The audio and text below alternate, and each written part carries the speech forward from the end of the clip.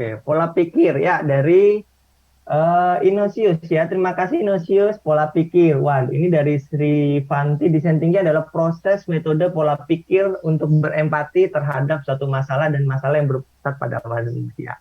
Oke, bagus sekali ya ini Sri Fanti. Ada lagi mungkin dari teman-teman yang lain?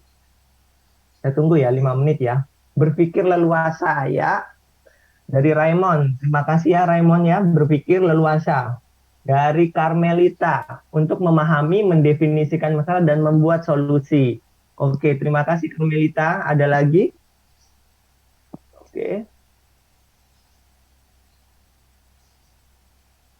Suatu pendekatan untuk memecahkan masalah dari Maria Amanda. Thank you ya Maria Amanda. Dari Dinda, proses berpikir untuk mengidentifikasi strategi alternatif dan solusi. Ya, bagus. Oke, dari Yohana, metode berpikir dari aksi, mendefinisikan ulang masalah dalam usaha. Oke, memperluas cara berpikir dan dengan memecahkan masalah. Oke, nah nampaknya teman-teman sudah mempunyai banyak gambaran ya tentang design thinking. Dan sebelum mulai juga pertanyaan kedua, ya, kita mulai dari pertanyaan karena ini design thinking akan dimulai dari questioning.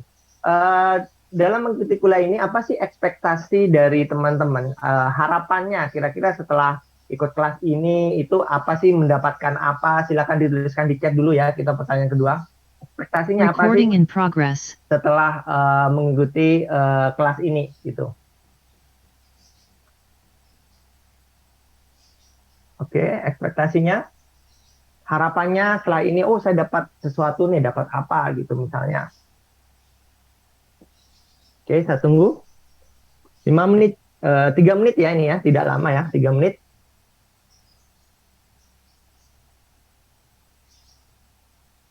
Oke, apa ekspektasinya? Oke, agar kedepannya lebih inovatif dan kreatif. Ya, terima kasih Marcelus jawabannya. Ya, semoga kita setelah ini kita sama-sama menjadi lebih inovatif, lebih kreatif, lebih tahu cara memikirkan dari sudut pandang yang berbeda tentunya. Kemudian ada lagi? Oke, dari Brigita, ekspektasinya adalah, wah, langsung banyak ini. Dari kita ekspektasinya lebih kritis melihat sebuah masalah, karya, produk, dan membuatkan hasil yang lebih baik dari sebelumnya. Oke, thank you Brigita. Dari Randy, ya, mendapatkan gambaran yang lebih jelas terkait apa itu design thinking dalam dunia pendidikan. Ya, thank you ya Randy. Namanya mirip. Oke, Carmelita. Oke, untuk mendapatkan pola pikir dan memecahkan masalah. Oke ya. Oke, terima kasih teman-teman sudah mau menuliskan ekspektasinya dan semoga kita bisa mencapai ekspektasi kita bersama ya untuk lebih kreatif, lebih memahami design thinking, lebih mendapatkan perspektif yang baru dalam memecahkan masalah. Oke.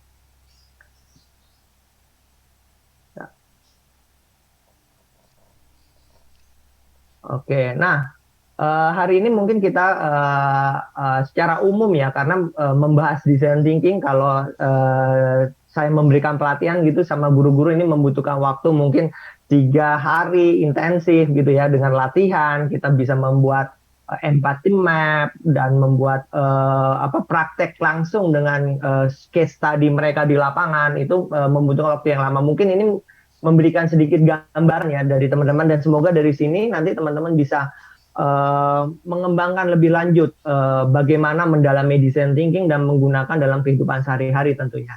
Dan tentunya secara umum kita akan membahas tentang apa itu design thinking dan bagaimana aplikasi design thinking itu ya secara singkat ya. Dan juga practical application-nya di education, apa sih design thinking itu di dalam education, di dalam pendidikan, praktisnya itu apa gitu.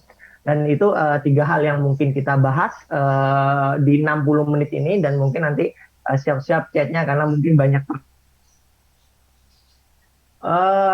Ya, sebelum kita mulai, coba teman-teman baca ketiga permasalahan ini ya, 3 masalah ini. Kemudian teman-teman pilih 3 masalah ini. Oke, saya beri waktu 1 menit untuk memilih 3 masalah ini. Ya, sudah dibaca 1 menit ya, kira-kira 1 menit saya berikan waktu. Nah, ini baru 30 detik ya, berarti kurang 30 detik lagi. Oke. dihafalin ini ya masalahnya ya, dihafalin dulu. Oke, pilih tiga ini ya. Satu, ketika pertama kali saya mengajar di kelas, saya kesulitan untuk membuat siswa saya paham dan mengkondisikan mereka untuk nyaman dalam belajar. Dua, bagaimana kamu dapat membuat perangkat ajar yang tepat untuk siswa kamu di kelas? Itu permasalahan kedua. Yang ketiga, dengan melihat profil sekolah dasar di Indonesia ya, misalnya kita buka rapor pendidikan Indonesia, bagaimana cara kamu mengembangkan bahan bacaan atau teks pelajaran yang tepat untuk siswa? Oke, tiga masalah itu dipilih salah satu. Nah, kemudian saya kasih waktu 5 menit ya. Dari tiga masalah tersebut, coba pikirkan cara teman-teman semua ya menyelesaikan permasalahan tersebut. Ya, pikirkan dulu. Pikir, setelah dipikir tuliskan 5 langkah cara kamu menyelesaikan masalah tersebut ya. Nanti ditulis ya di chat ya. Masalahnya problem yang pertama. 5 langkah menyelesaikannya. Satu, ngapain? Dua, apa? Tiga, apa? Empat, apa? Lima, apa? Oke, saya tunggu responnya 5 menit ke depan gitu ya. Silakan tuliskan di chat. Kita mencoba kira-kira bagaimana dari tiga permasalahan itu dipilih salah satu ya. Nanti jawabnya satu, permasalahan satu ya. Misalnya permasalahan satu, yang dipilih permasalahan satu, saya akan menyelesaikan 5 langkah, 5 langkah penyelesaian masalah yang saya lakukan. Satu apa, dua apa, tiga apa, empat apa, lima. Oke, ya silakan coba dulu. Ya mungkin ini butuh sedikit berpikir ya. Saya kembalikan ke uh, slide sebelumnya kali ya. Oke, slide sebelumnya.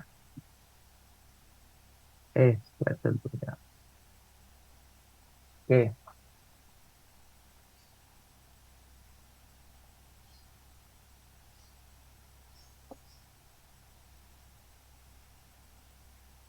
Oke, silakan pilih satu. Oke, permasalahan nilai jelek. Oke, dari permasalahan nilai jelek. Apa? Misalnya satu, dua, tiga, empat, lima langkahnya untuk menyelesaikan permasalahan nilai jelek. Misalnya ya, dari atas. Ya, silakan tuliskan satu apa, penyelesaiannya dua apa, tiga apa, empat apa, lima apa. Oke, langkah-langkahnya.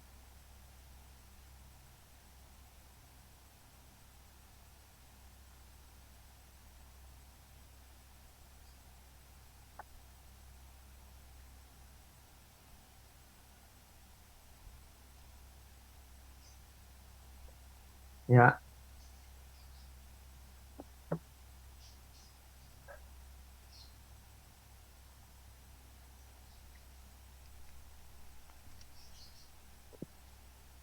oke.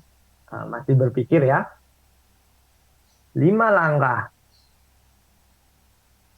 Apa yang akan dilakukan, 5 hal yang akan dilakukan untuk solve salah satu dari tiga problem ini.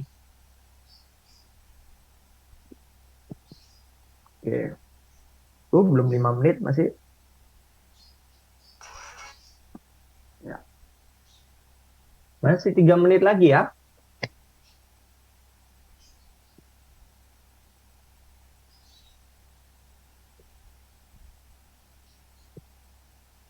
Oke, silakan. Mungkin bisa mulai diketik-ketik.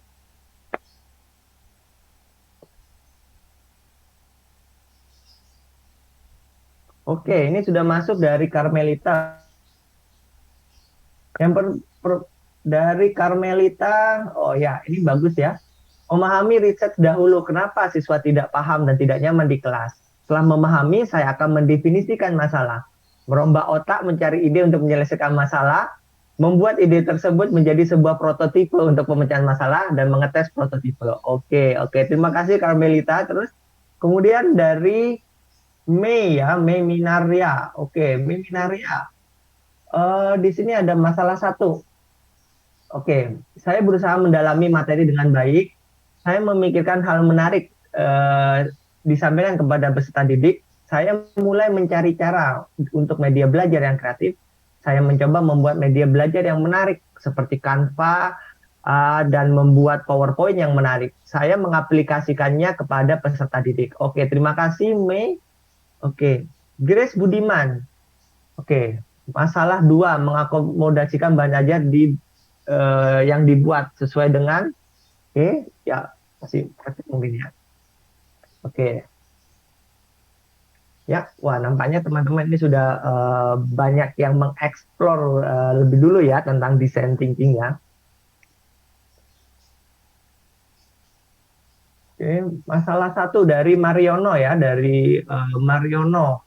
Oke, permasalahan satu. Satu, melihat permasalahannya. Dua, belajar dengan pengalaman guru yang lebih memilih solusi yang tepat. Empat, menerapkan solusi tersebut. Lima, mengevaluasi ketika melihat tingkat keefektivitasan solusi tersebut. Oke, thank you Mariono. Wah, menarik nih ya jawabannya ya. Ya, dari Yosefina nih, ada mencari tahu hal yang membuat siswa sulit memahami dan tidak kondusif pembelajaran, mencari ide solusi pembelajaran, membuat ide dalam bentuk nyata, mempraktikkan kepada siswa, mengevaluasi pembelajaran. Oke, ya, 1 menit lagi ya, 17. Oke, untuk permasalahan kedua, oke, bagaimana memilih perangkat ajar yang tepat? Oke, 5 langkahnya dari Maria ya. Mencari tahu media favorit apa yang anak senangi, mencari tahu media yang digunakan, memilih materi yang kira-kira dapat diaplikasikan dalam perangkat ajar. Oke, 4, mencoba membuat perangkat ajar yang sesuai, menganalisis, menguji coba perangkat ajar kepada siswa sehingga tahu cocok atau tidak perangkat ajar yang kita buat. Oke, thank you ya Maria. Oke, kemudian dari Reni lagi nih. Permasalahan satu, oke, analisis permasalahan yang ada di lapangan, ya, dilakukan analisis kebutuhan atau need assessment ya. Kemudian ada membuat produk pembelajaran yang sesuai kebutuhan, uji coba lapangan, revisi uji coba di lapangan. Oke, oke, thank you ya. Di sini juga ada Grace, ada juga Andriani dan juga teman-teman yang lain yang sudah menuliskan. Oke, nah secara umum di sini saya bisa melihat bahwa teman-teman sudah mulai nih ya, terlihat mengeksplor dari design thinking itu apa. Dan sebenarnya dari sini, dari pemahamannya teman-teman tulis, kurang lebihnya sudah mendapatkan gambaran secara umum ya, apa itu design thinking. Jadi ya benar sekali tadi yang sudah disampaikan tentang apa sih itu design thinking. Ya, salah satu design thinking itu adalah salah satu pendekatan atau kita bisa bilang satu cara atau suatu proses yang berlaku iteratif. Iteratif itu bersiklus-siklus ya. Kalau mungkin yang ikut penelitian, ada penelitian tindakan kelas gitu ya. Itu iteratif itu ya, namanya iteration ya. Desain dari proses iteratif dan sekuensial berpikir untuk menemukan solusi spesifik dan kreatif dari suatu permasalahan. Jadi jika ada satu permasalahan, uh, itu ada satu proses iteratif yang harus kita lakukan untuk menemukan masalah tersebut. Nah, proses itu dimulai dari empathize biasanya ya. Kalau di dalam design thinking kita memulai dari empathize. Empathize itu apa? Menajamkan empati kita kepada siapa target yang akan melakukan target solusi kita gitu ya. Siapa customer kita kalau di dalam dunia industri ya, empathize, kita harus empathize sama customer kita gitu ya. Jadi bukan berarti ide kita yang menarik itu bisa diterima oleh siapa customer kita atau siapa audiens kita ya. Jadi kita harus benar-benar tahu, kita harus melihat sudut pandang mereka, memahami mereka. Kalau di dunia pendidikan tentunya ini kita harus lebih memahami anak-anak ya, berempati terhadap mereka. Bukan mengeluarkan ego kita untuk wah karena saya jago nih ya matematika, saya mau ngasih soal yang sulit-sulit ke anak-anak saya gitu, sehingga anak-anaknya nanti takut sama matematika. Nah, itu salah satu empathize ya. Setelah empathize kita define dari masalah tersebut. Jadi ketika kita mendefine, kita sudah tahu target audiensinya siapa, masalahnya apa, didefinisikan. merumuskan permasalahannya seperti halnya proses kalau kita mau riset, mau ngambil skripsi teman-teman, Anda mendefine ya, membuat latar belakang masalah itu salah satu divine ya. Makanya kalau membuat latar belakang masalah, jika setelah design thinking ini ya, latar belakang masalah nanti tidak ada lagi ya latar belakang masalahnya itu masalahnya di kelas yang di bahasa Indonesia gitu ya. Biasanya gitu ya di dalam itu yang dibahas. Padahal kita hanya mau bicara tentang konteks kelas itu ya. Lebih baik ketika kita construct point of view ya terhadap masalah gitu ya dalam membuat latar belakang ya teman-teman yang di sini yang ada semester akhir yang akan membuat latar belakang masalah kita divide dalam latar belakang masalah bukan suatu hal yang umum dan yang tidak penting kita masukkan ya jadi tidak serta merta makin banyak nih makin tebel latar belakang masalahnya makin bagus no ya jadi sebisa mungkin seefektif mungkin mendivide ya langsung dalam kebutuhannya apa cakupan masalahnya itu baru latar belakang masalah gitu ya. Nah, jadi dari empathize dulu terus di define latar belakang masalah di define itu dari masalah yang sudah di banyak nih ya yang banyak gitu ya. Kemudian dirumuskan, dibuatlah pertanyaan-pertanyaan questioning dengan masalah tersebut ya. Atau kalau di research itu rumusan masalah gitu ya misalnya atau research question atau evaluation question atau banyak istilahnya ya. Yang jelas ini kita mulai dengan questioning tentang masalah itu ya. Kemudian come up with the creative solution ya. Dari masalah tersebut kita mengeluarkan ide-ide apa sih untuk menyelesaikannya, bagaimana berbagai macam sudut pandang. Kemudian dari ide itu kita kelompokkan ide itu kita buat prototipenya ya, kita buat perencanaannya, prototipenya gimana, kemudian kita testing dan kemudian kita bisa repeat lagi, testing lagi, repeat lagi, testing lagi sampai kita menemukan solusi yang tepat. Kalau mungkin dalam penelitian tindakan itu siklus 1, siklus 2, siklus 3, siklus 4 sampai obatnya ketemu gitu kan istilahnya. Nah, sama di dalam design thinking juga seperti itu ya, proses design thinking. Jadi proses ini umum ya, umum kita bisa terapkan di mana saja gitu. Apalagi di dunia pendidikan gitu ya, proses ini pasti sudah akan dilakukan. Oke, nah kemudian mungkin kita akan membahas tentang satu-satu nih ya, tentang empathize, apa sih empathize yang lebih dalam, terus how to define, how to ideate, how to make a good prototype and testing ya, dan melakukan tes dari prototype itu bagaimana caranya gitu ya. Kita akan membahas tentang proses iteratif ini. Oke.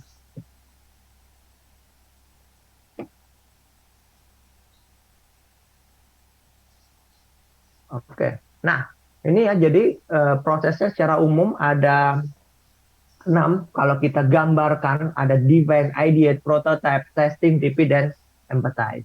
Nah, kemudian nah kita masuk mungkin di bagian kedua ya. Practical application-nya apa sih? Practical application-nya how to use design our life ya mungkin ya, atau in our work atau di kuliah ya, bagaimana sih memakainya gitu, bagaimana kita meng-apply ini, bagaimana kita melatih empathize kita gitu ya. Terkadang kan kita tinggi egonya ya, kecil empatinya. Nah itu yang perlu dihindari di dalam design thinking tentunya. Oke, nah untuk memulai dari sebuah masalah, untuk kita menemukan salah satu masalah gitu ya, menemukan solusi masalah. Ada 5 pertanyaan besar yang mungkin secara umum yang harus kita pikirkan dari awal. Yang pertama, untuk siapakah solusi masalah ini diberikan gitu ya. Jadi kalau kita ada pembelajaran, solusinya untuk siapa sih? Nah kira-kira untuk siapa ya solusi pembelajaran gitu ya. Terus kemudian apakah bentuk solusi masalahnya ya? Solusi masalahnya bentuknya apa gitu? Is it product atau pendekatan pembelajaran seperti tadi kan ada 3 masalah ya. Yang pertama berarti tentang manajemen classroom gitu ya, bagaimana membuat classroomnya nyaman mereka belajar. Tadi di situ sudut pandangnya. Poin yang kedua tadi tentang bagaimana membuat perangkat ajar dan sebagainya gitu. Poin yang ketiga tentang bagaimana kita mau membuat media pembelajaran yang tepat untuk siswa gitu ya. Dari 3 masalah itu juga bentuk solusi masalahnya pasti akan berbeda-beda gitu. Terus yang paling penting kenapa mereka kita membuat satu solusi masalah, tetapi masalah ini sebenarnya solusi ini nggak dibutuhin sama sama mereka gitu. Atau kita membuat satu hal bahan ajar gitu ya. Namun bahan ajarnya ini nggak dibutuhin sama anak-anak gitu ya. Ini bukan kebutuhan mereka gitu ya. Dan ini solusi tersebut menjawab apa yang mereka butuhkan. Kemudian kita melihat sumber daya yang kita punya ya, sumber daya ya kemampuan, skill, money mungkin kalau di dalam perusahaan gitu ya. Sumber dayanya apa aja, terus bagaimana dan mengimplementasikan solusi tersebut. Jadi kita sudah ada gambaran ya tentang 5 pertanyaan besar ini secara umum sebelum memulai kita masuk di dalam proses iteratif design thinking dalam mengembangkan produk solution gitu. Nah, dan yang pertama yang harus kita latihkan adalah empathize ya, atau kita berempati. Oke. Nah, ini kira-kira tahu ya siapakah yang kita layani sih? Coba kalau saya tanya di chat ya cepat aja ya langsung jawab. Kira-kira kita itu kalau kita kan guru ya, kita guru itu kan bisa dibilang di bidang service of education. Yang kita service siapa sih yang kita beri layani gitu? Sebenarnya, oke, murid, siswa, iya, ya, siswa, murid, siswa, peserta didik, siswa, peserta didik, siswa. Oke, murid, siswa, oke, iya.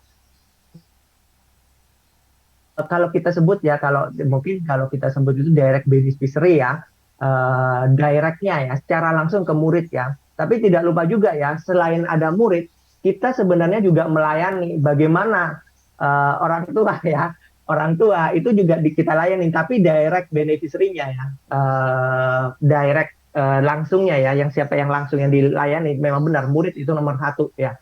Yang kedua itu ada tentang orang tua. Yang ketiga ada pemerintah. Kenapa saya memasukkan pemerintah di sini? Pemerintah itu mengeluarkan kurikulum menggunakan kurikulum ya, dan kemudian ada perbaikan kurikulum, revisi kurikulum, bukan perubahan kurikulum ya. Saya menyebutnya revisi kurikulum karena itu hal yang wajar, revisi dan sebagainya. Kita harus bisa menjembatani sebenarnya. Kurikulum dibuat pemerintah itu untuk membangun sebuah bangsa, untuk memberikan ideologi bangsa itu sendiri gitu ya. Tanpa kurikulum kita akan lost bangsa kita kemana gitu ya sebenarnya ya. Jadi jembatan dari bangsa Indonesia mau membawa anak-anaknya generasi emasnya itu ada di kurikulum sebenarnya. Jadi ini loh kunci kita mau mencapai itu di kurikulum. Nah ini dijembatani ke siswa. Nah ini menjadi kebutuhan siswa untuk dia bertahan hidup di nantinya ya. Jadi siswa adanya ya. Nah orang tua itu adalah salah satu bagian dari beneficiary yang harus kita jelasin apa yang siswa capai, apa yang harus yang dilakukan siswa, apa yang dibutuhkan siswa untuk mencapai tujuan dari kurikulum itu sendiri gitu ya. Nah tentunya 3 hal ini yang dijembati oleh guru gitu ya. Bagaimana guru bisa menerjemahkan tujuan dari pendidikan secara nasional, bagaimana nanti guru bisa menjelaskan tentang perkembangan kepada orang tua, dan bagaimana guru bisa melatih anak-anaknya, membawa, mendampingi, membimbing anak-anak untuk sampai mencapai kompetensi yang mereka butuhkan di masa depan. Nah, itu yang penting ya.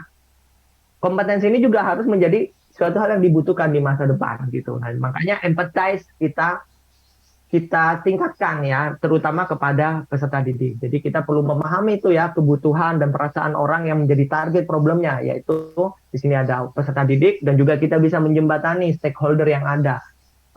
Pemerintah, kita juga bisa menjembatani stakeholder yang lain untuk memberikan informasi yang baik kepada orang tua. Memang ada 3 ya, siswa, orang tua, sekolah, atau stakeholder kita sebutnya pemerintah. Jadi itu adalah 3 beneficiary dari guru ya, dan direct beneficiary-nya tentunya adalah siswa. Oke. Nah, kemudian mungkin ini sedikit tips gitu ya, bagaimana sih kita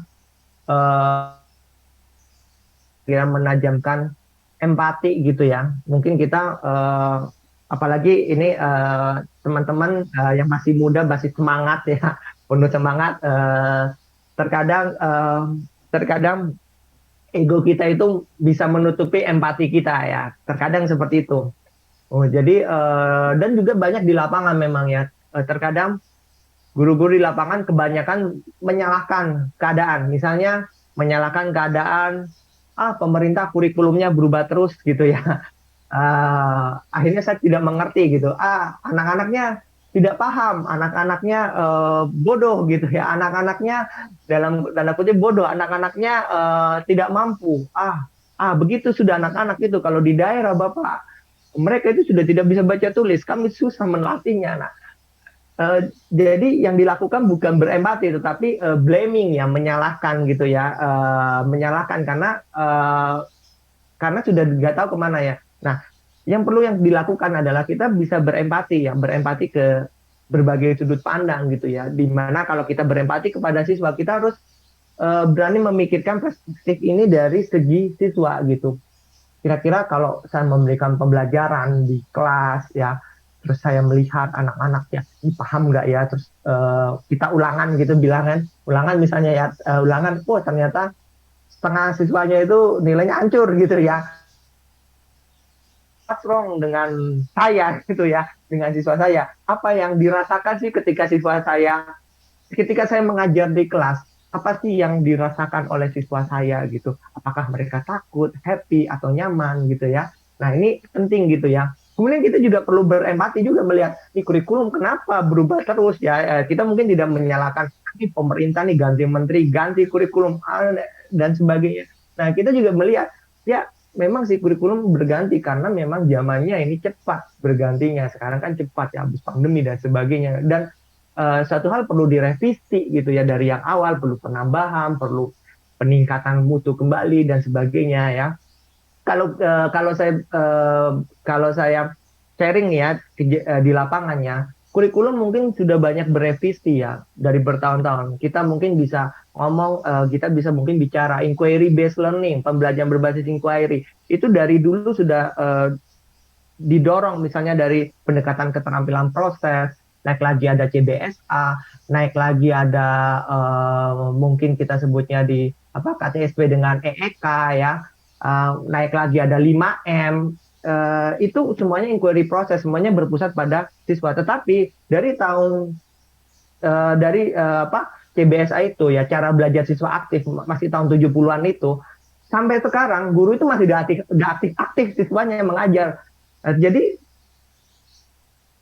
tidak sejalan dengan perubahan paradigma guru di lapangan. Itu terjadi ya di lapangan. Karena empati ini kurang dibangun, kurang melihat empati ini, melihatnya dari sudut pandang sendiri. Mesti saya mengajar seperti ini, siswa saya banyak yang sukses kok. Saya mengajar seperti ini, saya sukses kok. Nah, pembandingnya adalah mungkin ke diri sendiri atau ke pengalaman-pengalaman indah di masa lalunya gitu. Nah, ini yang harus dihindari nanti ya teman-teman di lapangan. Jadi perlu ditingkatkan empati. Memberikan perhatian penuh pada siswa. Penuh ya pada siswa. Mendengarkan lebih seksama. Kadang kalau kita sudah jadi guru, kita enggan mendengarkan, tapi lebih memberikan nasihat ya. Sekarang itu nasihat itu boleh ya, tetapi bukan nasihat yang diberikan, tetapi kita mendengarkan apa dari mereka dan mengarahkan apa sih solusinya buat mereka sendiri dan menemukannya sendiri gitu. Jadi solusinya ini dibuat antara kesepakatan antara guru dan siswa tentunya ya. Ini mendengar lebih seksama dan aktif ya. Jadi benar-benar didengerin omongannya gitu. Merefleksi diri ya. Terus peka terhadap sinyal dan gestur. Nah, ketika ngajar, anak ini wajahnya gini banget sih. Suram banget gitu misalnya. Berarti ini kayaknya ada yang salah nih dengan diri ya. Harus benar-benar diri gitu. Terus menjauhkan prasangka dan fokus pada temuan. Jauhin prasangka-prasangka gitu ya. Jadi kita ngambilnya data bukan prasangka gitu ya. Kalau nggak ada data, nggak ada data pasti, jangan kita ini nilai ulangannya jelek mulu, terus tiba-tiba jadi bagus. Terus kita langsung berprasangka, pasti nih anak ini nyontek. Nah, itu namanya prasangka. Kita fokus saja pada temuan. Kenapa sih anak ini, tiba-tiba anak ini bagus ya skornya gitu. Coba saya tanyakan bagaimana anak ini belajar gitu. Oh, ternyata ada peningkatan ini dan sebagainya. Nah, seperti itu ya. Jadi prasangka ini jauhi, buang-buang ya, buang jauh-jauh gitu. Buang hal-hal yang tidak penting. Berpikiran terbuka, terus mengeksplor kebutuhan, mengekspresikan perasaan dan kebutuhan yang kita sering mengekspresikan ya. Dan ini yang penting juga mengeksplor perasaan diri ya dan kebutuhan diri gitu ya. Jadi kita benar-benar tahu mindful itu seperti apa. bertindak lebih sigap untuk membantu. Nah, kalau kita mau melatih mindful itu ya kita bisa meditation, yoga gitu dan sebagainya. Itu salah satu cara melatih mindfulness kita dan meningkatkan empati kita terhadap lingkungan. Nah, ketika kita sudah uh, melatih empati kita ya, tentunya kita bisa menjabarkan dari student profile Canva-nya ya, canvassing student profile ya. Kita membuat canvassing dulu nih, target description-nya. Nah, deskripsinya apa sih? Deskripsi siswanya kita itu seperti apa, gitu ya. Jadi kita bisa mengenali kesukaannya apa, kebiasaannya apa, belajarnya gimana, hobinya gimana, kompetensinya dan lain-lain. Mereka apa sih yang mereka butuhkan? Apa tujuannya? Mengapa ini masuk akal buat mereka? Terus kemudian use cases-nya itu ya bagaimana menggunakan kasusnya itu ya bagaimana produk ini solusi diterapkan ke mereka. Apa yang terjadi sebelum dan sesudah diterapkan kira-kira. Sebelum menerapin ini terjadinya apa gitu. Gain sama pain-nya apa gitu ya. Apa sih yang didapat gitu ya. Seberapa penting ini kalau diterapkan ke siswa gitu ya. Pain-nya apa? Apa hal yang membuat kita khawatir ya? Khawatirnya apa sih dengan produk ini? Oh takut sih kalau kita membuat produk yang seperti ini anak-anak juga bisa baca gitu ya dan sebagainya ya. Nah ini harus diperhatikan dalam membuat profiling canvassing dari student ya. Nah, ini penting banget ya canvassing dari student kita ya. Oke, nah ini sambil kita sedikit break dulu biar agak berpikir ya. Coba teman-teman kan kurang lebih mungkin tahu ya uh, mau mengajar siapa siswanya gitu, target siswanya gimana, bisa nggak sih mendeskripsikan ya kita ini ya, coba sih deskripsikan kira-kira siswa yang mau diajar kita itu seperti apa sih gitu ya, misalnya ya dari kesukaannya, kebiasaannya mungkin ya, hobinya gitu, yang teman-teman tahu sekarang ya. Ya, jadi misalnya saya nanti lulus, misalnya ini ada yang semester 4 gitu ya, berarti lulusnya ini 2 tahun lagi ya, berarti saya akan lulus di 2000 ajar di sekolah dasar misalnya. Anak-anak sekolah dasar di 2024 itu kayak apa sih? Coba sih tuliskan ya misalnya ya. Atau atau teman-teman yang sudah lulus, yang sudah semester akhir sekarang berarti tahun depan itu anak-anaknya itu kayak apa sih anak-anak ini gitu. Coba deskripsikan dulu. Oke. Okay? Ya, silakan tuliskan deskripsinya ya di chat. Anak-anak yang sudah melek teknologi, oke, boleh. Oke, thank you, Kak Catherine ya. Kemudian ada lagi mungkin seperti apa sih anak-anak kita gitu. Karakter secara psikologi misalnya, terus nanti kebiasaannya mungkin ya. Anak-anak kritis yang mempertanyakan segala sesuatu. Ya, thank you Mei ya, Mei. Oke, Daniska ya. Menurut saya anak-anak zaman sekarang sering menanyakan hal yang tidak ia tahu. Iya, thank you Daniska. Kalau anak dulu emang nggak pernah nanya gitu ya. Oke, nah, oke ya. Anak-anak yang ingin mencoba segala hal yang menurut mereka menarik. Ya, thank you Marcelus. Aldrich ada anak-anak yang lebih lebih membutuhkan interaksi dibandingkan mendengar, menjelaskan guru, membaca sepanjang pelajaran. Anak-anak yang bosan, sulit fokus, khususnya semenjak pembelajaran,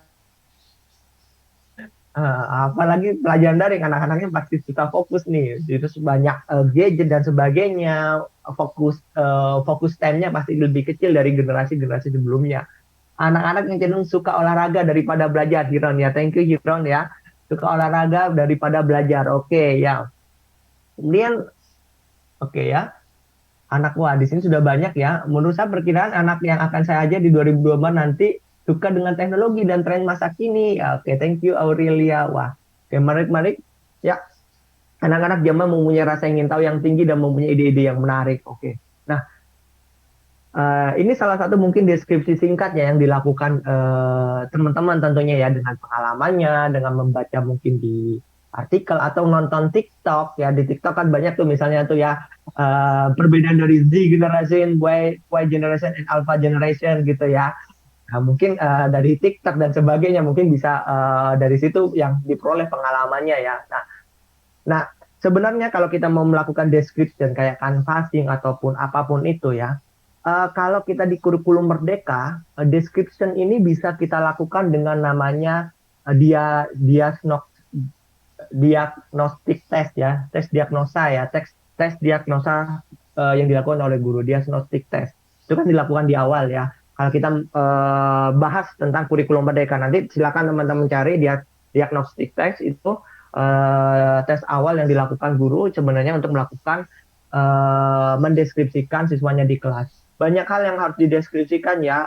Mungkin kita tidak hanya melihat tadi asumsi dari kita, tetapi kita pengambilan data, melakukan diagnostik test, terus melakukan survei, berbincang dengan siswa, melihat gaya belajar mereka, kesukaan, kompetensi, dan lain-lainnya. Sehingga kita ketika kita memikirkan sebuah solusi, kita sudah tahu deskripsi siswa kita seperti apa. Karena anak-anak itu unik di setiap lingkungan dengan lingkungan yang lain itu bisa berbeda ya. Mungkin di sini bercerita anak-anak banyak terpapar teknologi, tapi kalau nanti pergi ke daerah di situ belum tentu ada teknologi di sana ya. Mungkin kalau di Jawa banyak teknologi ya dan sebagainya. Nah, itu pasti akan kebutuhan berbeda ya. Nah, description ini tentunya, nah maka dari itu kan salah satu yang dilakukan adalah diagnostic test ya. Itu kalau di proses di pendidikan kita harus ada diagnostic test di awal.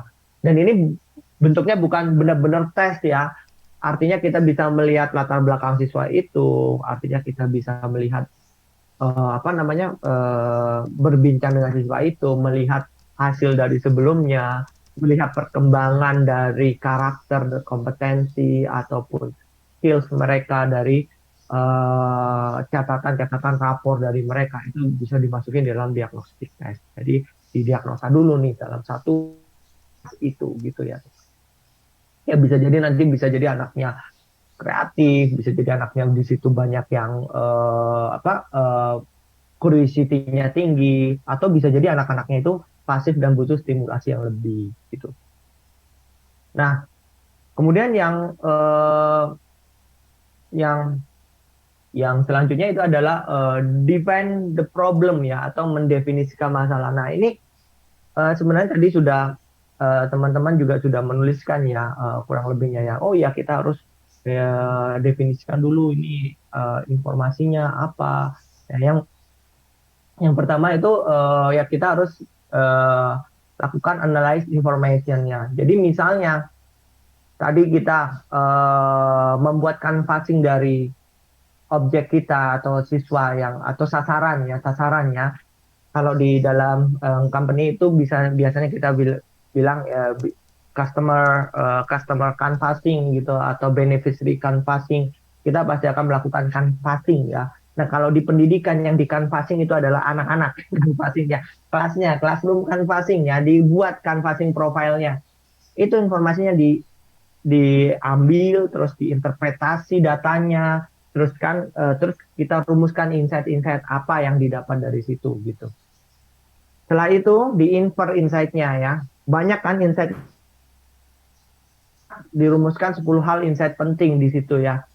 Dari insight penting, kelompokkan rumusan insight-nya. Jadi misalnya kelompok 1 permasalahannya itu ada misalnya di bahan ajar, atau permasalahan di literasi anak-anak yang kurang, permasalahan di manajemen kelasnya, dipisah-pisah gitu ya.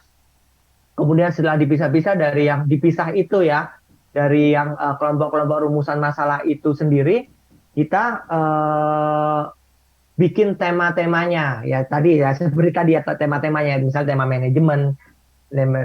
manajemen kelas, tema pengembangan bahan ajar, tema apa. Nah, dari tema-tema itu dipilih berapa tema penting dulu untuk difokuskan. Jadi kita tidak semerta-merta semuanya dipilih ya, karena kita pasti punya keterbatasan. Kita milih berapa tema fokus itu yang menjadi priority untuk diselesaikan di kelas masalahnya ya. Dipilih, kemudian kita presentkan bersama ya, kemudian diperbaiki dan kembangkan pertanyaan. Nah, yang terpenting di dalam mendefine problem ataupun apapun itu dalam melakukan design thinking ya. Design thinking akan sulit jika dilakukan dengan sendiri ya. Jadi di dalam design thinking sangat disarankan untuk kita bisa collaborate berkolaborasi ya, kolaborasi dengan teman guru, kita sama-sama kolaborasi ya, kita punya masalah, kita brainstorm sama-sama, kita specify questionnya barengan gitu ya, kita formulate possible question barengan, itu yang penting ya. Jadi penting kita melakukan brainstorm barengan dengan teman-teman. Nah, mungkin kalau di skripsi kita menggunakan design thinking, teman-teman bisa buat grup yang satu kelompok, satu tema tentang skripsinya itu, masalahnya. Dari masalah yang satu tema itu, kita bisa brainstorm bareng nih, merumuskan masalah bareng, ini bareng. Nah, itu proses design thinking akan menjadi lebih lebih sempurna ya, lebih baik dipakai gitu ya, karena ada proses brainstorm bersama gitu ya. Nah, gitu makanya perlu diskusi ya, jadi tidak mendem sendiri di pojokan mikir sendiri gitu ya, tetapi kita perlu diskusi dengan siapapun itu gitu, dengan teman kita, dengan sejawat kita, kalau nanti jadi guru dengan guru tentunya gitu ya, dengan dosen juga tentunya juga bisa ya diskusi dengan dosen tentunya ya, dengan dosen pembimbing ya, dosen pembimbing akademik. Ini akan sangat bagus jika kita mendiskusikan defining the problem ini gitu ya, mendiskusikan permasalahan-permasalahan itu dengan proses design thinking tentunya. Nah, terus kemudian di dalam proses diskusi, proses ideas. Nah, ideas ini bagaimana kita mengenerate ya, mengenerate ide ya, menghasilkan banyak ide gitu ya. Jadi ya proses dari ideas ini ya, ketika kita menghasilkan banyak ide, kita hasilkan aja dulu, tulis dulu idenya. Kita taruh misalnya ya di post-it gitu atau dimanapun itu, di generate bareng-bareng sebanyak mungkin ya, sebanyak mungkin.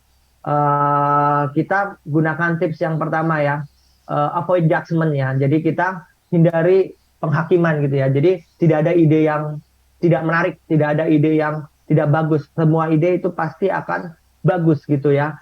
Semua ide itu berharga. Semua ide itu memiliki value gitu ya. Jadi tidak ada ide-ide yang buruk gitu ya. Makanya kita harus encourage wild idea. Kita harus benar-benar menghargai ide-ide liar gitu ya. Kita sebut ide-ide liar gitu ya. Nah, ini juga prosesnya tentunya juga bisa dilakukan ya sama teman. Misalnya kita mau define sesuatu, mau buat bahan ajar, mau buat apapun itu, tulis dulu idenya, taruh gitu ya. Misalnya tulis di post-it, satu orang satu ide ya, taruh gitu. Kemudian dari ide-ide itu kita strukturisasi nih. Nah, ini baru strukturisasi, M for quality not quantity ya. Jadi dari banyak yang ide itu, ide-idenya kita kelompokkan tema-temanya. Oh, ini ide tentang pembelajaran, oh ini ide tentang bahan ajar, oh ini ide tentang ini dan sebagainya. Distrukturisasi, dikelompok-kelompokin. Kemudian dipilih idenya dengan quality-quality yang bagus, yang bisa mewakili ide yang lain ya. Jadi bukan dari banyak ide ya. Jadi prosesnya itu dari kita divergent ke convergent ya. Divergent itu maksudnya yang apa namanya, uh, lebih membias ya, menjadi lebih terfokus ya. Jadi pertama dari di sini nih prosesnya ini secara divergent, artinya membias gitu ya, creativity yang dibutuhkan ya. Jadi ini proses kreatif di sini. Kalau kita ini proses berpikir kreatif di sini, memunculkan banyak ide. Kemudian dari sini ke sini, ini sudah mulai proses kritis. Jadi ide-idenya dikritisi untuk distruktur, kemudian dipilih, diselect ide-ide yang baik ya untuk dilihat kualitinya, kemudian di refine atau diperbaiki dan didokumentasikan ide-idenya. Jadi bagaimana mendokumentasikan ide ya? Ya kurang lebihnya kita secara garis besar apa idenya, deskripsinya bagaimana, terus sketsanya bagaimana, sketsa prototypingnya dan sebagainya. Nah, paling bagus mendokumentasikan ide dengan visual ya, bukan tekstual. Jadi setelah idenya jadi, kita visualize ide-ide itu ya. Jadi bukan ide jadi itu jadi tulisan gitu ya, tetapi kita visualize misalnya jadi mind map ya, jadi mind map itu akan bagus ya. Jadi kalau kita bisa memvisualize dari ide-ide kita menjadi mind map bentuknya, itu akan sangat-sangat bagus dan sangat mudah dipahami gitu oleh stakeholder ya tentunya ya. Kalau sudah punya ide, dibuatkan main-mainnya, dikasih ke dosen pembimbing misalnya, itu akan menarik gitu ya. Jadi misalnya, oh saya mau buat bahan ajar, fiturnya ada ini gitu misalnya ya. Kemudian soalnya seperti gini, terus pendekatannya menggunakan inquiry base dan sebagainya, memasukkan unsur-unsur SDGs misalnya. Nah itu di visualize gitu ya, memvisualisasi ide-ide itu sendiri gitu ya. Nah ini dalam dokumentasi memang uh, kita didorong untuk melakukan visualisasi dari ide gitu ya, bukan tekstualisasi tapi visualisasi. Tentunya infografis bisa, mind bisa gitu ya. Jadi yang penting visual gitu bentuknya. Ini bagian proses ide. Nah, kemudian setelah itu proses yang selanjutnya adalah prototyping and testing ya. Nah, ini bersiklus-siklus nanti prosesnya ya. Jadi ada input, ada idea, terus kita buat desainnya, terus kita prototyping, terus kita evaluasi, kita review, update lagi, didesain lagi. Ya, mungkin kalau R&D itu akan ada, kalau penelitian R&D ya, research and development itu penelitian R&D itu kan ada uji terbatas, uji lapangan dan sebagainya, terus itu masuk di situ ya. Nanti kalau misalnya kita mau dipakai untuk besar R&D sebuah produk dan sebagainya, dari uji lapangan kita melihat validity, reliability dan sebagainya, itu bagian prototyping and testing sebenarnya ya. Jadi nanti kan teman-teman yang sudah semester akhir nih mau ngambil R&D ya, dia akan banyak melakukan prototyping, testing, kita melihat validity dan sebagainya ya. Termasuk juga teman-teman nanti dari instrumen-instrumen penelitian tentunya dilakukan prototyping and testing itu sendiri ya. Itu masuk di sini ya, terus di maintain ya, diatur ya, di maintain ya dari hasil testing itu gitu. Ini bagian dari prototyping and testing. Ini bisa bolak-balik ya, iteratif prosesnya. Oke, nah sekarang dalam practical applicationnya in education ya, how to use design thinkingnya di dalam education. Nah, mungkin ini sekilas saja ya. Nah, kira-kira nih ya, kalau di pendidikan itu design thinking ada di mana sih posisinya? Bisa nggak ditulis di chat? Kalau kita kita refleksikan bersama ya.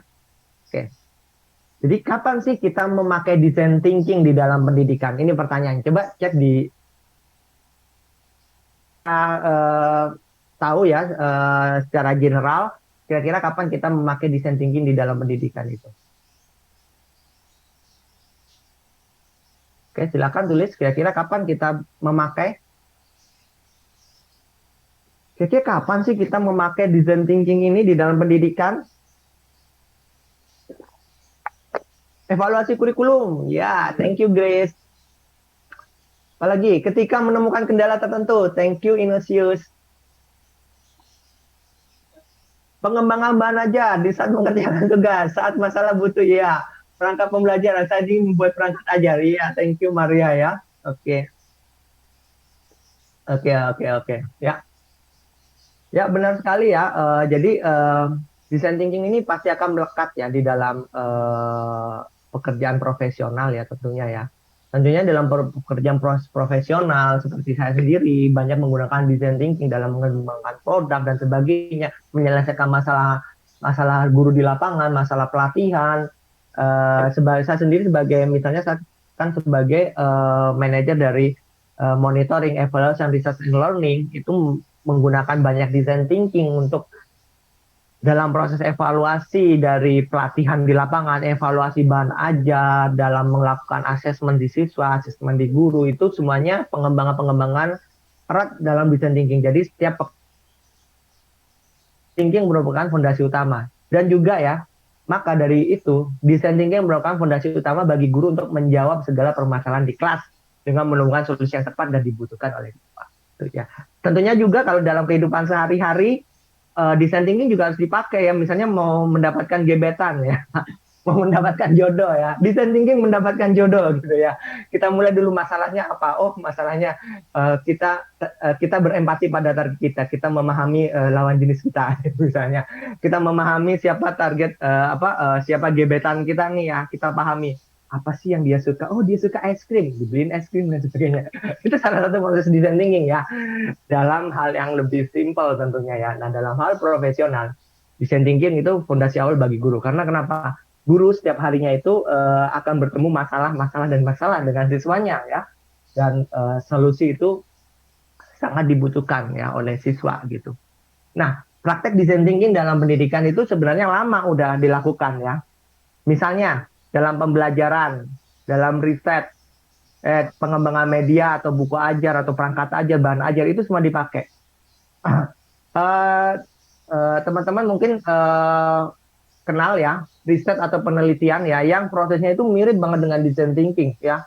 Misalnya penelitian tindakan ya. Walaupun semua riset itu pasti design thinking ya, tapi yang proses sekuensialnya itu mirip banget dengan design thinking itu misalnya sekuensialnya ya, sekuensial penelitiannya itu ya, misalnya penelitian tindakan ya, penelitian tindakan kelas itu design thinking banget atau educational research design, educational research design ya, EDR ya, educational design research EDR. Nanti silakan cari EDR ya. IDR itu apa itu? Educational design research. Nah, itu educational design research itu juga menggunakan sekuensial yang mirip dengan design thinking ya tentunya. Dan riset-riset yang lain dipakai proses design thinkingnya ya, dipakai proses pendekatan design thinkingnya. Jadi proses pendekatan design thinking dipakai di mana aja. Di dalam pembelajaran ya, nanti kita ada pertanyaan ya. Terus pengembangan media, bahan ajar, perangkat ajar, dan buku ajar. Nah nih kalau kita ngobrol ngomong masalah pembelajaran kira-kira ya, kalau kita ingin melatih design thinking ini kan sebenarnya kan bukan hanya untuk kita ya, tetapi siswa juga dilatih design thinkingnya supaya nanti ketika kedepannya bisa menghadapi masalah dengan cepat. Nah kira-kira kalau teman-teman mengeksplor nih ya model-model pembelajarannya, model pembelajaran apa sih yang atau pendekatan pembelajaran atau pembelajaran apa sih yang kira-kira bisa melatihkan anak-anak design thinking ya? Coba tuliskan di chat ya. Kira-kira pembelajaran apa sih yang banyak melatihkan anak-anak design thinking? Jadi pelajaran apa yang model pembelajaran apa yang bisa melatihkan anak-anak design thinking? Ya silakan tulis teman-teman. Mungkin yang sudah belajar metodologi pembelajaran ya. Pembelajaran, metode, diskusi dan tanya jawab. Oke. Oke, ada lagi mungkin dalam model yang ada sekuensnya yang lebih dalam mungkin ya. Pembelajaran yang mengajarkan anak-anak design thinking. Ya. Apakah ceramah dengan design thinking ya? Tentu tidak ya. Diberi studi kasus, ya anak-anak diberi studi kasus terus menyelesaikannya. Oke. Memberi bacaan lalu diberi pertanyaan, bernalar. Oke, iya benar ya. Itu juga melatih design thinking ya. Nah, ini Dinda yang mungkin ya lebih ini ya, pembelajaran problem based learning ya atau pembelajaran berbasis masalah ya. Ya, problem based learning itu salah satu hal model pembelajaran yang berbasiskan design thinking. Kemudian apa lagi? Pembelajaran problem based learning ya. Apalagi ada lagi? Oke. Nah, tentunya ya di dalam pembelajaran juga kita juga banyak dipakai ya design thinking ya. Misalnya kita inquiry based learning, bagaimana kita melatihkan proses inquiry dari anak-anak ya, berproses anak-anak berinquiry ya. Itu melatihkan proses design thinking dengan membentuk mereka punya sistem thinking ya. Nah, ini kalau ngomong sistem thinking ya adalah dasar dari design thinking ya. Jadi sistem thinkingnya itu dibentuk oleh inquiry based learning yang akan menjadi fondasi dari design thinking itu sendiri. Problem based learning jelas ya, ada masalah, nanti anak-anak menuliskan ide dan solusinya dan sebagainya. Ini problem based learning. Atasnya problem based learning ada project based learning ya. Kalau project based learning sama juga, ada masalah yang diberikan ya di dalam masa itu dan masalah itu membuat project nanti anak-anak membuat projectnya untuk menyelesaikan masalah. Nah, project based learning ini yang benar-benar sekuensialnya itu sama dengan apa namanya dengan design thinking ya. Jadi project based learning ini anak-anak benar-benar nanti ada need assessment dari projectnya dan sebagainya terus sampai mereka membuat prototipe dari produk project based learningnya, menguji coba prototipenya di dalam project based learning sampai anak-anak nanti benar-benar mempresentkan hasil produknya, solusinya dan sebagainya. Nah ini project based learning memang yang sangat-sangat design thinking banget gitu ya. Kalau inquiry based ini membentuk sistem thinkingnya, problem based learning ini lebih pada membentuk empathize-nya anak-anak, empathize terhadap masalah, karena di dalam problem based learning itu yang dipukul, yang di hit itu ya problem based. Jadi bedanya problem and project itu, problem itu yang di hit itu lebih banyak anak-anak mendefine dari problemnya, membuat defining problem. Jadi lebih pada define problem. Nah, project based learning ini bagaimana anak-anak dari define problemnya itu mereka membuat project sampai menemukan solusi dan produknya gitu, dan dilakukan testing. Dari discovery learning, iya, project based learning, ya, ya, benar sekali ya. Oke, nah ini nanti teman-teman, ini tiga, tiga, tiga bagian ini ya perlu benar-benar didalemin banget gitu ya untuk melatihkan anak-anak desain thinking. Oke, oke. Nah mungkin kita bisa disimpulkan ya bahwa we can solve problem by using the same kind of thinking we use when we created the.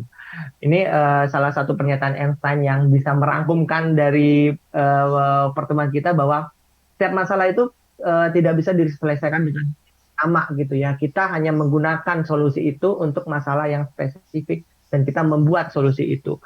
Dan itu ya makanya design thinking itu diperlukan di sini ya, karena setiap masalah pasti punya solusinya sendiri. Setiap penyakit pasti ada obatnya sendiri. Ketika kita untuk menemukan obatnya, di situ design thinking digunakan. Design thinking di situ digunakan ketika kita mau menyelesaikan masalah itu dengan solusi yang lebih kreatif dan benar-benar tepat. Oke, nah mungkin sekian dari saya. Nanti ini slide-nya nanti saya akan kirimkan ya ke Bu Sila tentunya, ke teman-teman nanti silakan teman-teman bisa, atau karena nanti mau diskusi dengan saya bisa melalui email ya di randi.pananta@kelasmentera.id. Oke ya, sekian dari saya, mungkin kita bisa. Oke.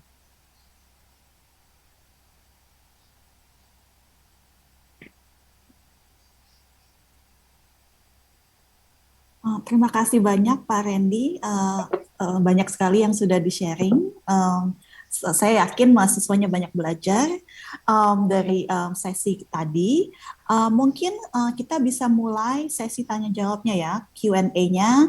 Jadi untuk kawan-kawan mahasiswa mungkin yang ada pertanyaan, apa ya cara terbaik untuk mungkin karena mahasiswanya banyak sekali ya, 150 mahasiswa, mungkin pertanyaannya bisa di type ya, diketik di dalam chatnya seperti tadi moda yang sudah digunakan waktu sepanjang sharing dengan Pak Randy. Jadi tolong mungkin bisa diajukan melalui chat, lalu Pak Randy bisa melihat juga dengan lebih mudah dibacanya, dan dengan urutannya juga bisa lebih jelas ya, siapa yang duluan dan kedua dan ketiga. Mungkin moderasinya bisa mudah, atau kalau yang ada yang ingin raise hand mau berbicara langsung dengan Pak Randy, dipersilahkan juga. Oke.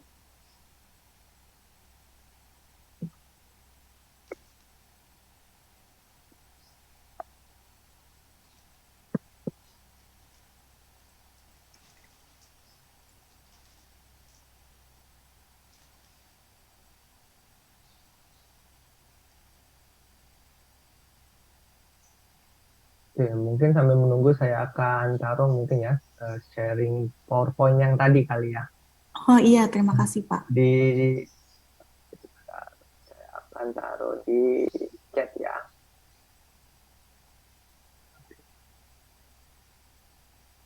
Oke, saya sudah kirimkan lewat chat ya yang tadi ya. Bentar, masih proses.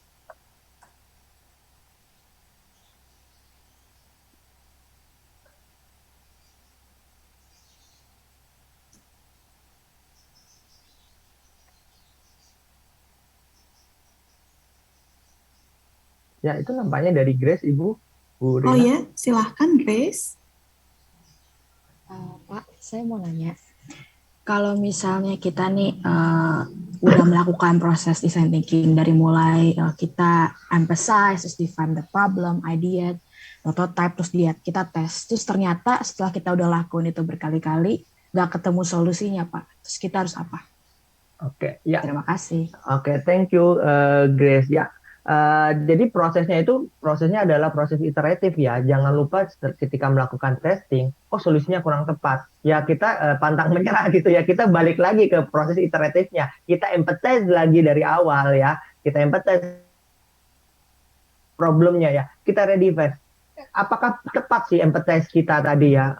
Ketika kita membuat empathy map ya, kita perlu membuat empathy map ya. Sebenarnya di dalam design thinking itu hal yang paling penting itu ada empathy map ya. Ya, tapi saya belum sharingkan di sini ya. Nanti kalau kita mau sharing lebih dalam itu bisa ada empathy map ya. Kita buat lagi, kita mapping lagi empathy map kita ya. Redefine lagi, kemudian kita redesign lagi ya. Kita re-idea lagi gitu ya. Dan seterusnya ya. Jadi itu prosesnya iteratif. Makanya kan dibilang dia akan bersiklus-siklus ya. Jadi siklus design thinking itu tidak hanya satu kali siklus itu. Jadi tidak hanya satu kali siklus dari empathize sampai mereka testing ya, tapi ada namanya repeat, mengulang lagi gitu ya. Ketika kita belum menemukan, ya udah diulang lagi siklusnya gitu sampai ketemu gitu. Jadi ya pantang menyerah gitu ya, kita harus gigih gitu istilahnya gitu ya. Tapi jangan khawatir Grace, sepengalaman itu tidak sampai mengulang banyak sih. Sepengalaman saya di dunia di dunia industri pendidikan ya, tidak banyak mengulang gitu ya tentang melakukan ini, karena ketika kita benar-benar mengempathize dari awal dan tepat gitu ya, solusinya nanti akan tepat juga gitu. Kecuali empathize-nya banyak ini ya, banyak asumsi ya, seperti tadi ya, bukan fakta ya. Makanya kan hilangkan ya, nah, gitu. Kecuali kita berasumsi sendiri gitu, itu tidak akan ketemu gitu. Oke, begitu mungkin ya. Thank you Grace. Thank you Ya. Pak jawabannya. Thank you Grace. Mungkin ada yang lain?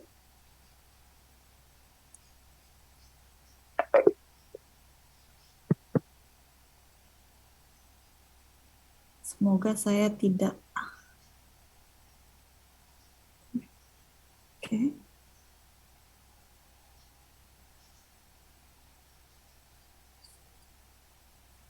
Ya, kalau ada yang lain dipersilahkan bisa chat, bisa juga ini ya raise hand ya.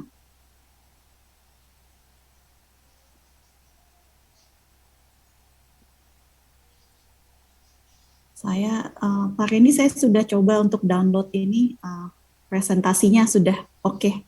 Iya, terima kasih Pak. Oh, ini ada pertanyaan dari Jack di chat Pak. Oke, selamat pagi Pak. Saya ingin bertanya, jika terdapat siswa yang nakal dan malas dan sudah dikasih motivasi berkali-kali untuk berubah menjadi lebih baik, tapi masih tetap memiliki sikap yang nakal dan malas, solusi apa yang bisa diberikan untuk permasalahan tersebut? Ya, yang pertama kali ya, jika kita menggunakan design thinking, yang pertama empati kita gitu ya. Kita itu mendefinisikan anak nakal itu seperti apa sih? Kita harus balik dulu ke diri kita gitu. Nakal itu hal yang buruk atau yang baik ya, karena suatu judgement itu timbul dari diri kita sendiri gitu ya. Kita mau meletakkan definisi nakal apa gitu. Oh Pak, itu nakal karena tidak pernah dengerin saya waktu saya ngasih pelajaran gitu ya. Kita paham nggak sih kenapa anak itu tidak mendengarkan? Ada masalah nggak di dalam anak itu gitu ya? Misalnya masalah tentang gangguan belajar, misalnya ADHD dan sebagainya. Kayak saya punya pengalaman siswa saya sendiri, dia sepertinya nggak dengerin sih main kapal, main lari-lari ya.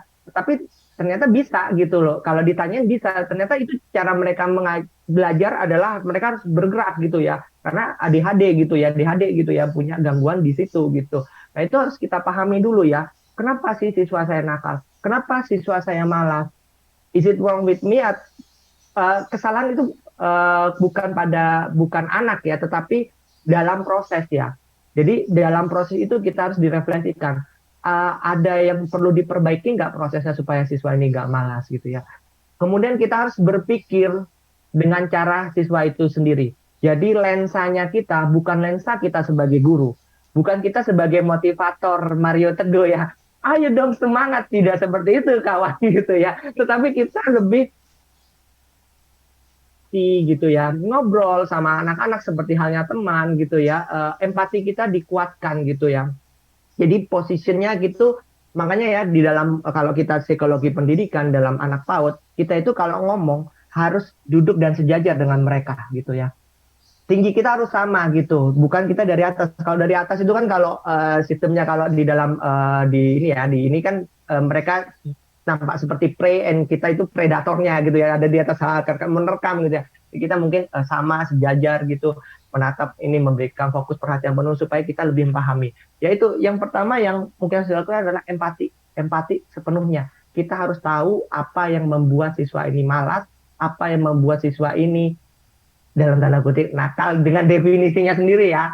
Ini nggak tahu nih, kalau definisi nakal saya nggak tahu ya. Nakal is bad or good itu nggak tahu itu normatif sekali ya. Nakal itu suatu hal yang normatif ya. Mungkin kita define itu nakal seperti apa. Ini juga kan memberikan siswa ini nakal. Nakal itu apa sih? Define. Nakal sendiri itu definisinya nggak jelas loh ya. Gitu. Jadi kita tidak tahu juga nih nakal ini something is good atau something is bad gitu ya. Misalnya yang definisi dengan jelas ya, misalnya siswa ini sulit fokus ketika pelajaran. Nah, itu jelas ya, masalahnya sulit fokus. Kalau siswa ini nakal, nakal apa? Mengganggu teman, tidak fokus pembelajaran, suka gerak-gerak. Kalau definisi nakal sendiri itu juga kurang jelas gitu ya. Jadi seperti itu mungkin ya, kita empathize dulu ya, definisikan dulu nakal itu apa gitu ya. Kalau saya mau komen di sini tentang nakal itu juga ini. Jadi kita itu hindari ya bahasa nakal ya. Nakal itu judgmental ya. Nakal itu suatu bahasa judgmental. Jadi dari sekarang itu kita hindari bahasa nakal ya. Karena itu judgmental. Nakal, bodoh itu judgmental. Itu hindari ya. Misalnya bodoh itu kita mau mengartikan bodoh misalnya kompetensinya kurang dalam matematika ya. Nilai KKN kurang dalam ini ya. Bukan bodoh ya. Gitu ya. Nakal. Nakal apa? Tidak fokus dalam pelajaran. Tidak bisa diem ya dalam 5 menit gitu, itu nakal ya. Mengganggu teman, jahil gitu ya, mengganggu teman, setiap hari gangguin teman ya, itu nakal ya. Tapi jangan bilang you are nakal, you are bad or you are good gitu ya, itu kita hindari. Deskriptif ya. Oke, mungkin itu ya tambahan jawaban dari saya gitu ya. Semoga ini bisa memberi pencerahan ya bagi teman-teman ya, bagaimana lebih berempati dan lebih mindful gitu. Oke. Beberapa pertanyaan lagi ya di chat. Tiba-tiba jadi banyak Pak setelah Jack. Oke, saya peserta didik berkebutuhan khusus. Nah, ini dari Margarita ya. Jika di kelasnya terdapat peserta didik berkebutuhan khusus, terus di sekolah tersebut belum tersedia guru BK, maka tindakan apa yang harus kita itu secara psikologi itu macam-macam, banyak ya macamnya ya. Apa mereka slow learner atau mereka autis? Autis sendiri spektrumnya banyak ya. Ada autis yang nanti dia seperti anak 5 tahun, ada autism yang nanti mereka bisa jenius dan sebagainya. Kita harus tahu sendiri sih spektrumnya dia ada di mana anak-anak ini ya. Nah, kedua, ketika kita tahu spektrumnya, kita harus membuat personal learning ya, istilahnya ya personal learning bagi mereka ya. Jadi setiap anak yang berkebutuhan khusus akan kita buatkan disesuaikan dengan mereka kurikulumnya ya. Misalnya anak ini slow learner, berarti kompetensinya tidak bisa disamakan dong dengan anak-anak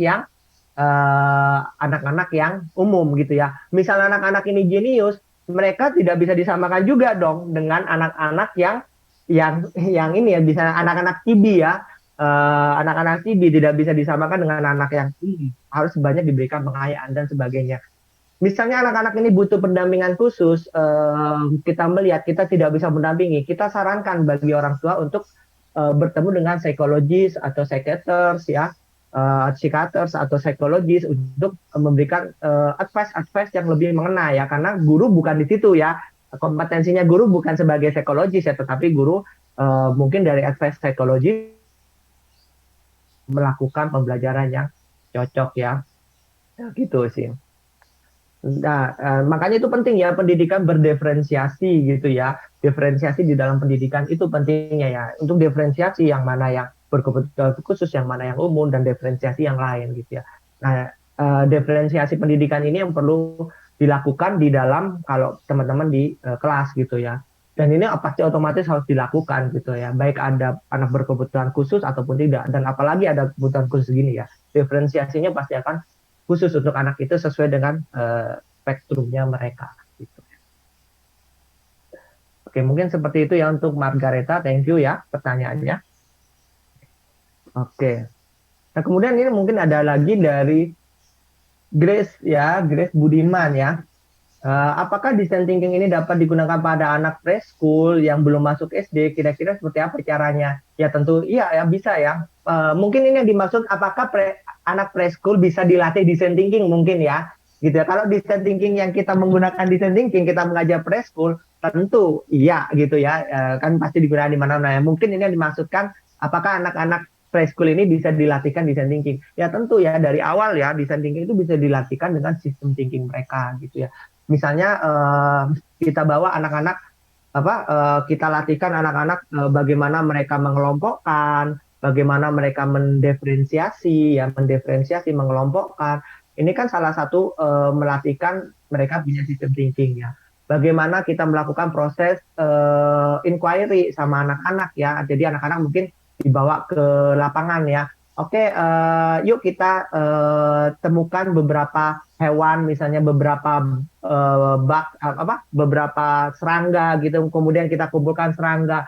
Yuk kita kelompokkan mana serangga yang ini, mana serangga yang itu. Terus mereka mengelompokkan tumbuhan dan sebagainya. Ini kan membentuk mereka system thinking, research-nya juga dibentuk di dalam itu. Nah, itu cara melatihkan anak-anak design thinking di masa anak-anak. Dan juga melatihkan seperti pencampuran warna, mencampurkan warna dan sebagainya. Itu kan juga proses dari mereka melatihkan numeracy, literasi itu sebagai dasar sebagai mereka melatihkan design thinking. Tentu bisa ya, bisa banget ini ya. Bahkan project based learning itu sekarang STEM atau STEAM atau LSTEAM, literasi, science, teknologi, engineering, art and math itu di PAUD sekarang disarankan untuk melakukan project LSTEAM gitu ya. Jadi pembelajaran berbasis project sekarang sudah turun ke PAUD gitu ya untuk melatihkan design thinking ini gitu sih. Nanti teman-teman bisa dalemin ini ya tentang yang mau preschool gitu ya, LSTEAM di preschool dan sebagainya gitu.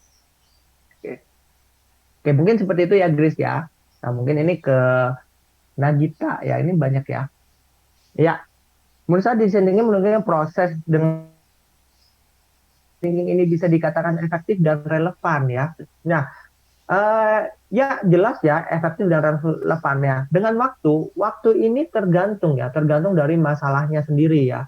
Ketika kita melakukan design thinking, tadi ada 5 pertanyaan besar juga bagaimana mengaplikasikan solusi ini. Nah, ketika bagaimana itu di dalamnya ada pertanyaan when, kapan, berapa lama kita akan melakukan solusi masalah ini.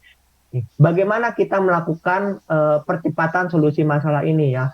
Dan di dalam design thinking ini prosesnya itu bisa kita melakukan namanya quick prototyping dalam ini ya. Di dalam itu ada prototipenya, itu ada quick prototyping, di mana quick prototyping kita tidak perlu memvalidasi dan sampai melakukan reliability sampai sebegitunya ya, tetapi kita bisa cut berbagai macam proses di quick prototyping. Nah, ini pengalaman saya juga, banyak saya melakukan quick prototyping sendiri ya. Misalnya dalam pengalaman saya mendapatkan program gitu ya, program di suatu daerah untuk memajukan guru gitu ya.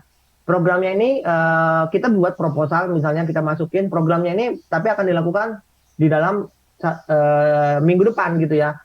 So ketika minggu depan dari kami sendiri di dalam tim langsung menggunakan design thinking ini untuk membuat prosesnya, iteratifnya, ininya, theory of change-nya dan sebagainya, dimasukin semuanya dan itu ya tidak butuh waktu yang lama jika kita menggunakan, sudah terbiasa dengan design thinking ya, gitu. Tidak butuh waktu yang lama karena prosesnya bukan proses yang bisa dikatakan design thinking itu bukan proses yang pakem kayak melakukan skripsi ya, gitu ya teman-temannya. Jadi kalau dihilangkan ya, prosesnya bukan proses yang pakem, tapi ini proses yang ditanam, kayak diinstal di dalam kepala gitu ya.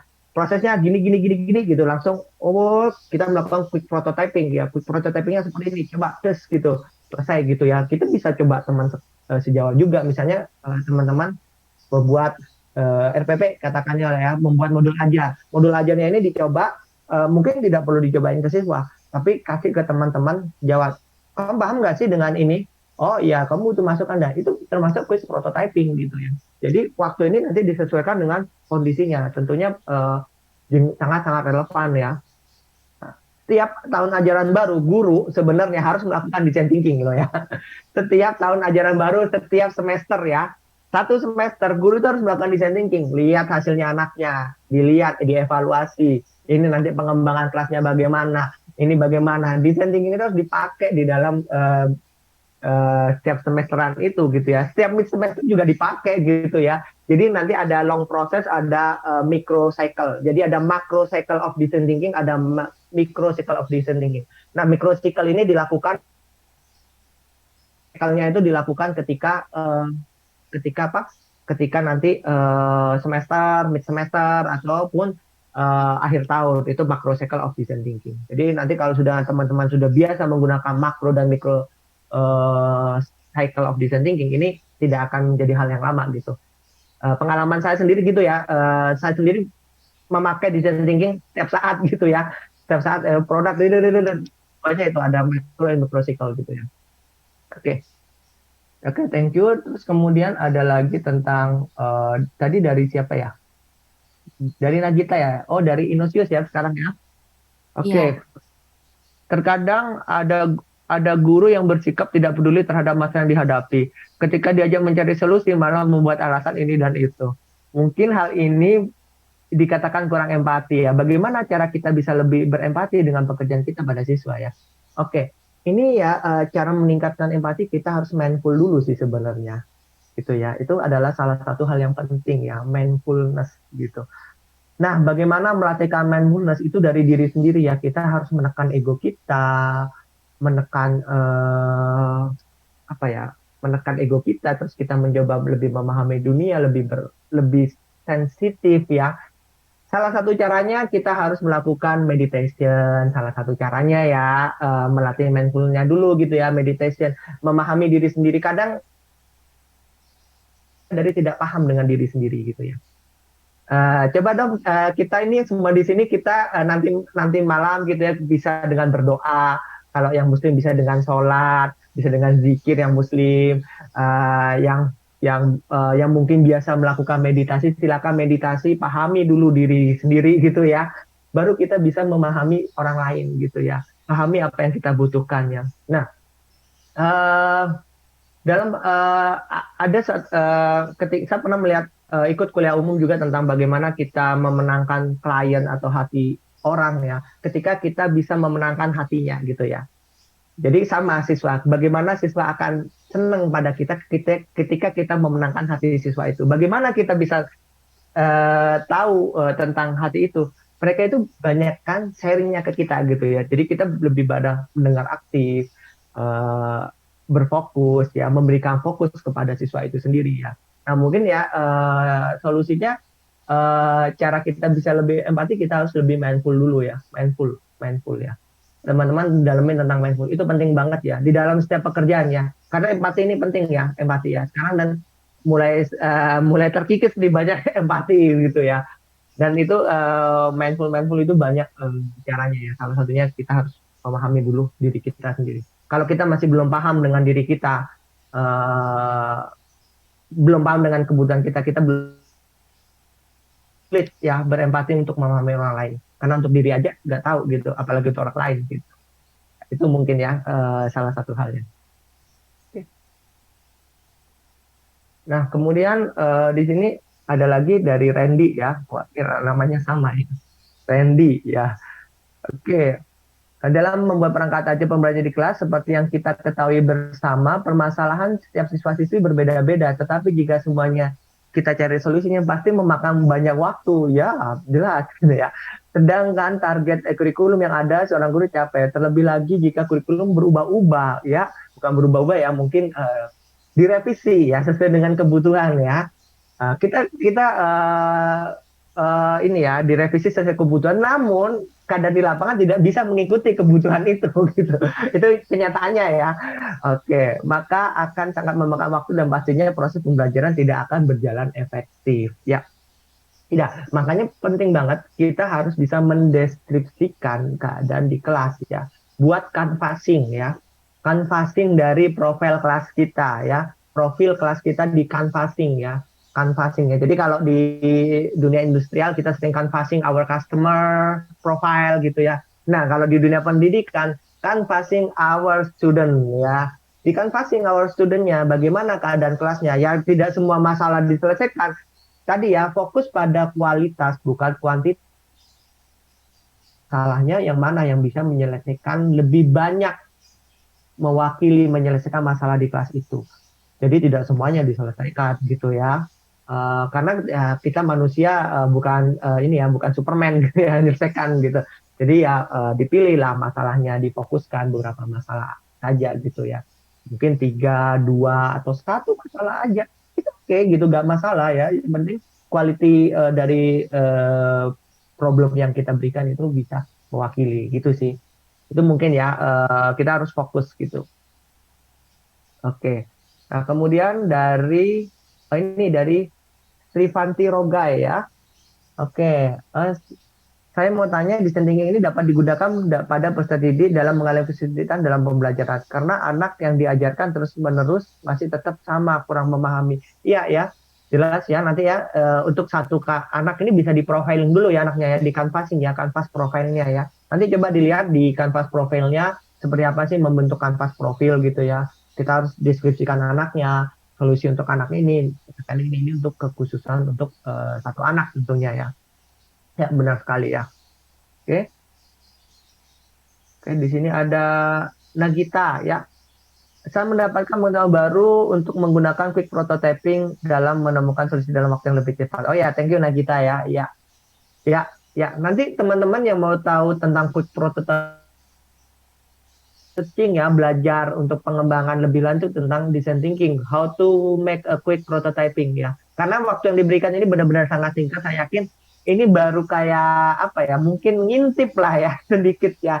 Dikatakan ngintip apa sih itu design thinking ya? Karena kalau saya pelatihan design thinking sendiri itu 3 hari pun itu masih kurang gitu ya pelatihan design thinking ya. Itu pun pelatihannya itu sehari itu bisa 5-6 jam gitu ya tentang design thinking itu sendiri. Sepertinya itu pertanyaan terakhir ya melalui chat, dan saya tidak melihat ada raise hand yang lain. Jadi mungkin karena waktunya juga sudah mencapai penghujung waktu ya. Jadi sekali lagi terima kasih banyak Pak Randy, sudah banyak sekali informasi yang di-sharing, dan terima kasih juga sudah dengan sangat jelas dan sabar ya menjawab pertanyaan-pertanyaan dari mahasiswa. Terima kasih juga Bu Sila sudah mengorganisasi semuanya, dan mahasiswa yang sudah bergabung dengan kami dan banyak bertanya ya sehingga diskusinya lebih interaktif ya. Jadi mungkin kalau ada yang masih ingin bertanya lagi, tadi Pak Randy sudah sharing di chatnya ini presentasi yang barusan disampaikan ini ya. Jadi di situ juga ada email dari Pak Randy ya Pak. Mungkin Ya. kalau masih ada yang ada sekarang nggak kepikiran, tapi nanti setelah tidur nanti malam besok ada pertanyaan, mungkin bisa disusul email ke Pak Randy sendiri masing-masing ya. Semoga informasinya segala macam berguna, tidak hanya untuk kelas ini, tapi juga untuk kelas-kelas lain, untuk karir dan lain-lain di masa depannya ya, untuk semua. Dan semoga kita bisa berlatih ya sepanjang semester ini dalam kelas ini, apa yang sudah dijelaskan juga tadi dari Pak Randy. Jadi supaya mahasiswa juga lebih banyak belajar lagi. Terima kasih semuanya. Sebelum kita mengakhiri Zoom meeting ini, saya minta sekali lagi kalau ada yang memungkinkan, tolong dinyalakan kameranya karena kita mau berfoto bersama. Ya, Bu Sila akan membantu kita dengan screenshot-nya. Ya. Oke, karena ada 5 gitu ya, 5 halaman screen ini, saya beri kesempatan dulu untuk rekan-rekan on cam. Nanti setelah ini baru saya akan memberikan link daftar hadir ya Bu Rina dan rekan-rekan semua. Nanti harus diisi, setelah itu baru kita tutup ya. Oke, silakan yang belum on cam, jika memungkinkan silakan on cam. Sisir-sisir dulu rambutnya. Ya mungkin tadi sambil dengerin jangan-jangan masih bobo lagi ya. Oke, rapi-rapi dulu supaya kelihatan bagus di foto yang kita ambil ya. Oke, silakan saya beri waktu eh, 30 detik deh untuk menyalakan kameranya.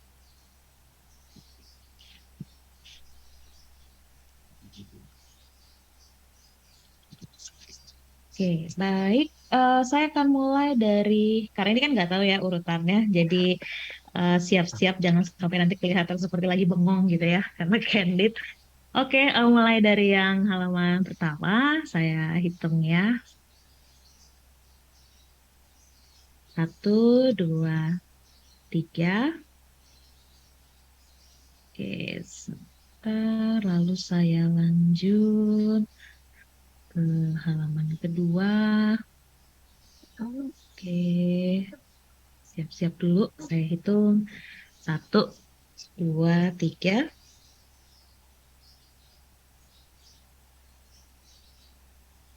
Oke, selanjutnya di halaman ketiga. Oke, 1, 2, 3. Oke, saya lanjutkan ke halaman keempat. Ini sudah mulai jarang yang on cam. Oke, selanjutnya yang terakhir di halaman ke-5.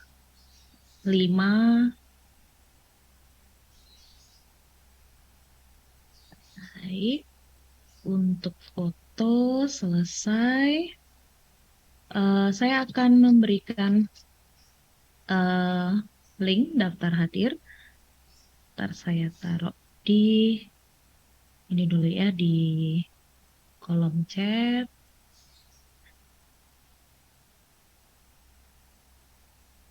Oke, Pak Randi, Bu Rina juga mengisi. Nanti ada bagian yang khusus mahasiswa, jadi nanti bisa di apa namanya di skip saja. Silakan teman-teman, link sudah saya berikan. Tuliskan isi daftar hadirnya.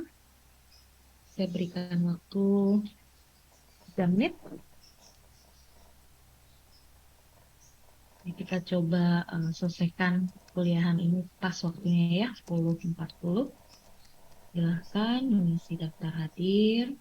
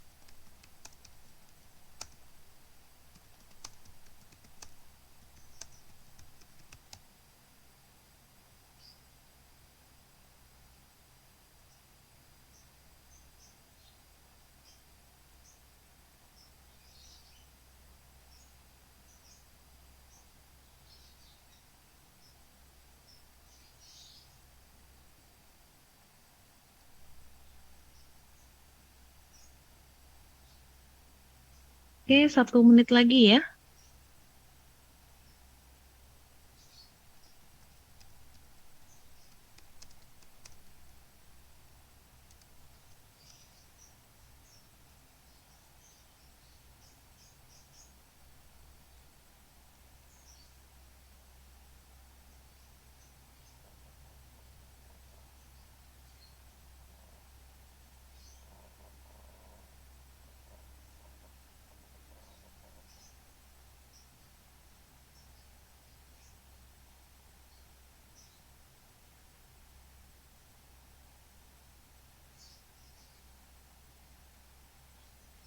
Oke, baik, saya kembalikan ke Bu Rina. Terima kasih rekan-rekan yang sudah mengisi daftar hadir. Baik, terima kasih banyak. Jadi saya rasa Bu Sila kalau sudah tidak ada yang ingin ditambahkan, kita bisa persilakan para mahasiswa untuk meninggalkan ruangan Zoom-nya ya. Oke, baik kami persilahkan apabila tidak ada yang lain lagi dan sudah diisi ya ini daftar hadirnya, silahkan meninggalkan ruangan Zoom ini. Terima kasih semuanya, sampai jumpa lagi di kelas minggu depan. Waktu dan jam yang seperti biasa, yang di kelas Bu Sila dengan Bu Sila dan di kelas saya dengan saya. Terima kasih Pak Randy sekali lagi. Ya, Terima kasih Pak Randi. Ya, Sampai ketemu Terima lagi. kasih, Pak. ya terima Semoga kasih Bu cerita Sila, kita- Bu Rina, dan juga teman-teman mahasiswa. Thank you semua. Ya, Terima kasih Pak thank you ya. Randy. Ya, thank you. Saya izin live ya. Silakan Pak. Ya.